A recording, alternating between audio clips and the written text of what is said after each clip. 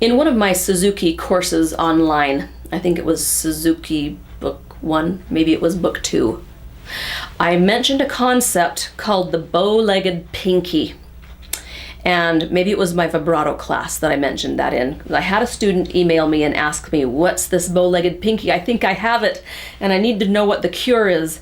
And I don't know where the video is for it, so it's easier for me to create a new video for it and share it with the world, so that if you suspect that you have the bow-legged pinky, you'll have this exercise to help you get rid of it. The bow-legged pinky is very common. You see how my pinky is splayed out, kind of wants to be bow-legged from the rest.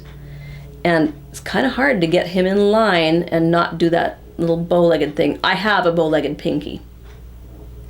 And what that does is it tends to make us play our pinky off his target.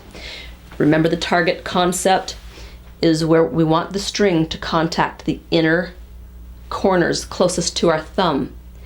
But if you've got a bow-legged pinky, the string is going to tend to hit the pinky right there. And that's bad. That's horrible for articulation, left-hand articulation. It's bad for our intonation. It's going to inhibit your vibrato. It's just not good. So there's an easy concept and an easy exercise to help get rid of this, but it takes persistence, and give it 2 or 3 months of constant care, and you'll eventually retrain your pinky to not be bow-legged, at least on the violin. My pinky's still very bow-legged, but as soon as it gets up to the violin, boom, it slants onto its corner, and it's no longer bow-legged on the violin. The exercise, and there might be even better exercises that you can think of once you see what I'm suggesting, and that's great. Maybe you'll share it with me in the comments below. The exercise is to play a third finger and then a whole step, and then drag the pinky using the friction of your string to right the pinky. So you'll play third finger, and let's say your bow-legged pinky landed and he's on the far corner, really bad like that. So then what you're going to do is play third finger, high 4, and then you're going to drag him down to a low 4, and that's going to roll the pinky to where he needs to be. Let me show you.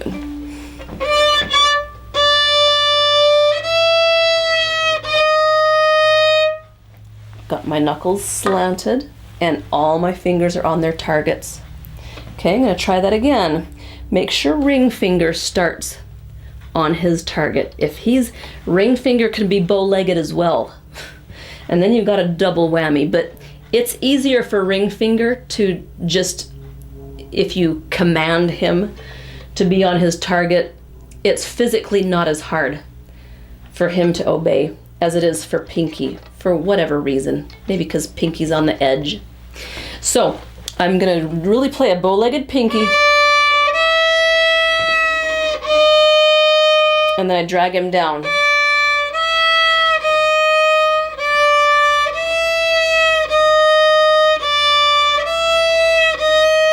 As you're doing this exercise, you can go ahead and just drag the pinky as much as you need to, but eventually we want to be able to nail our pinky right in tune and not have to land sharp and then drag him down. So as you're doing this exercise, slant your knuckles a lot, because that helps to throw the pinky on his corner. Go ahead and move your wrist in for now. I'd rather see a wrist in than I'd ever rather see a wrist out. So move your wrist in. In fact, this can be the sole cause of bow-legged pinky. So make sure your wrist is either straight or in slightly, and knuckles are slanted with the pinky knuckle highest. And eventually, if you're slanting your knuckles and bringing your wrist in, and you've done a few of those pinky drag exercises,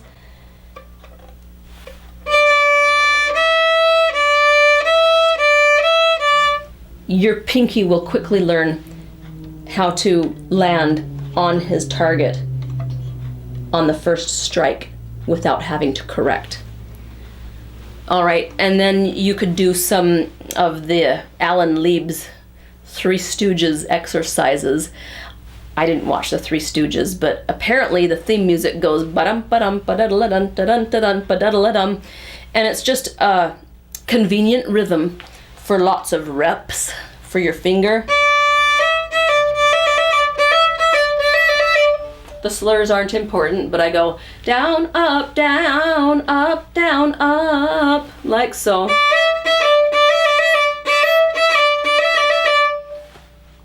And what I would recommend you do is do it on a half step, knuckles slanted, then move it to a whole step, then move it to a step and a half.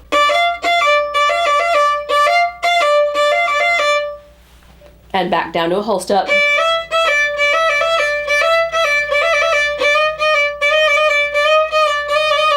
Those are just really good fourth finger pinky builders. And if you're focusing on getting rid of your bow-legged pinky as you do those pinky builders, you'll kind of accomplish two things at once. Okay, so remember the keys. Slant your knuckles, bring your wrist in rather than out, and stretch your pinky a little high and drag him down to help use friction to correct the bow-legged pinky. All right, I hope that helps.